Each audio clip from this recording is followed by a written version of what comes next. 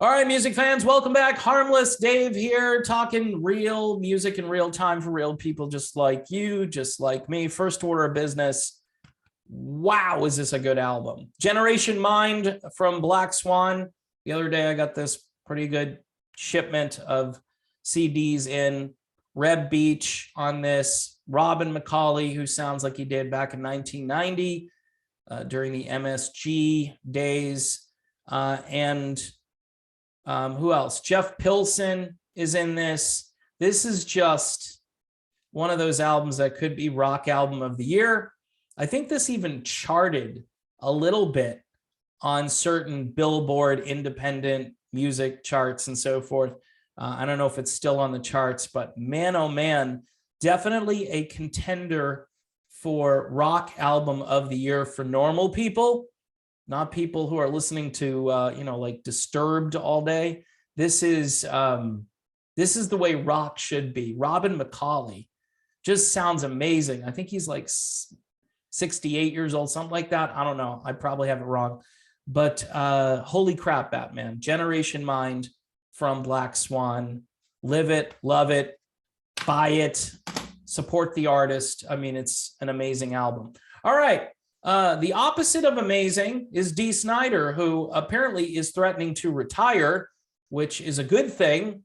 Look, he can play concerts as much as he wants to, but apparently he's decided that, he's played his last concert. He's going to work on his art, work on producing and directing. Sounds like he's going to do movies or something. You know what I wish he'd do? I wish he would lay off Twitter.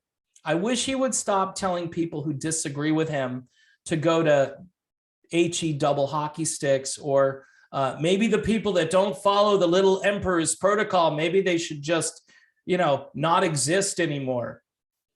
Serves them right for not following the science, right?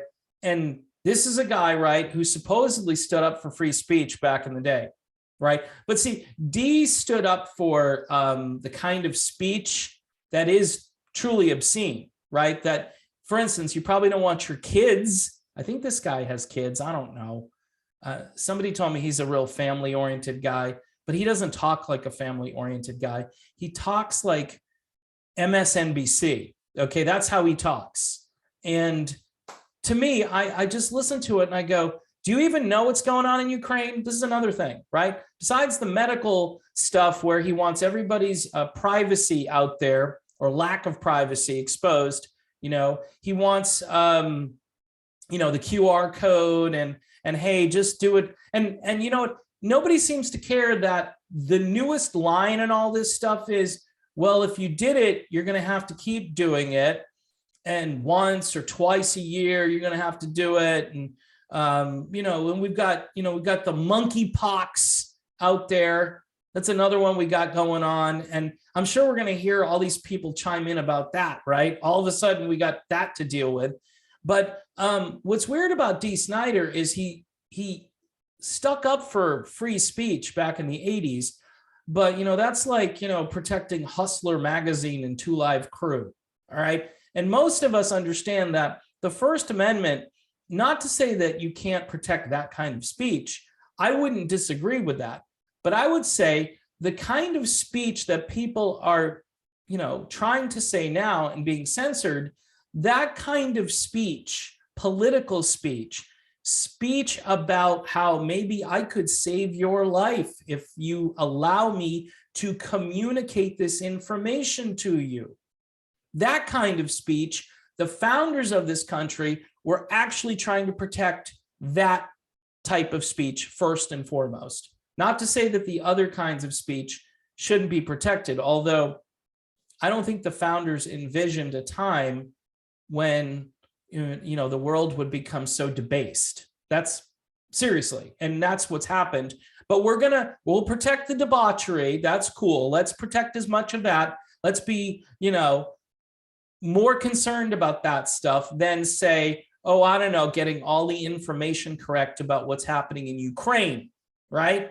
Because then you've got that narrative. And this is a guy who supports that because he's got Ukrainian blood or he's got Ukrainian relatives, but he doesn't understand what's been happening in the eastern part of Ukraine for the last 8 years.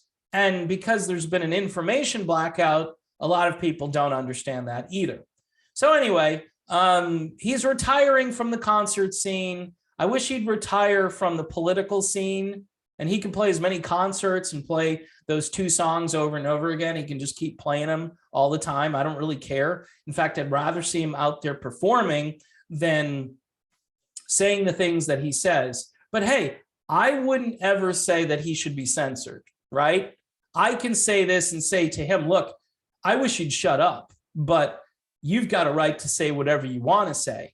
And, I do believe in free speech. I just don't believe in what you're saying, which is different. And look, if we didn't know about what this guy was saying, we wouldn't be able to form counter arguments. It's called debate, right? Rather than shutting everybody up, which this guy, I'm sure, is for censorship, which is weird because he wrote a song that was called "We're Not Gonna Take It," right? So he was writing an anti-authoritarian anthem, but he sides with the people that want to do censorship. Oh, we need to regulate content. Really? Really? Well, what about that other content that you were protecting? What about 2 Live Crew and, Hustler Magazine? Should we regulate that content? Well, we kind of do because we put the magazines behind the counter, right? Really? Really? Because now we have the internet and it's a mouse click away. So that really didn't work out as far as regulating the content. But guess what? I can't find certain information about what's happening between Russia and Ukraine anymore. There are certain news sources that have gotten shut down. Does that sound like protecting free speech, Dee? Yeah, doesn't to me. But anyway, anytime I get logical and I start saying things that I think are logical, these people freak out. They freak out because they don't want people to hear another perspective. They call it, I don't know, some kind of other speech, which sounds very Orwellian to me, sounds right out of 1984, which I think is the year that Twisted Sister had their biggest album. Coincidence? I don't know. You decide. Anyway, people, don't forget about Black Swan, Generation Mind, great album. This is the kind of stuff that should be on the radio. It's not. It's depressing. It's wrong. And it should be fixed. If anything, Dee Snider should be complaining that radio has gotten very boring. But all of those people who made radio that way all support his point of view. See how that works too? It's amazing. It's almost like too easy to follow.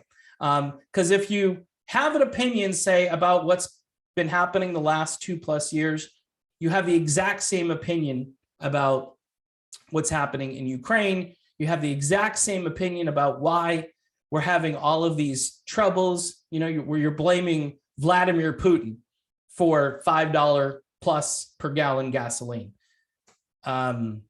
This is just so maddening because those of us who do a little bit of research, and I know they don't like it when you do, they hate it when you do research.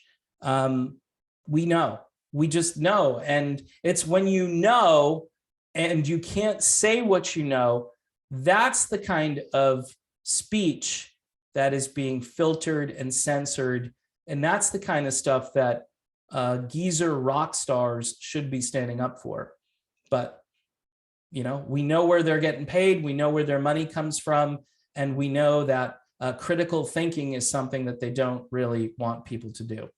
All right. That's my video done. Thanks for watching, people. Don't forget to subscribe to the channel. Hit the bell if you want notifications on new videos. And Patreon, we've had some new patrons come on board lately. And I want to thank those people, but I always need support, especially during the summer months. Normally people go on vacation and stuff during the summer months.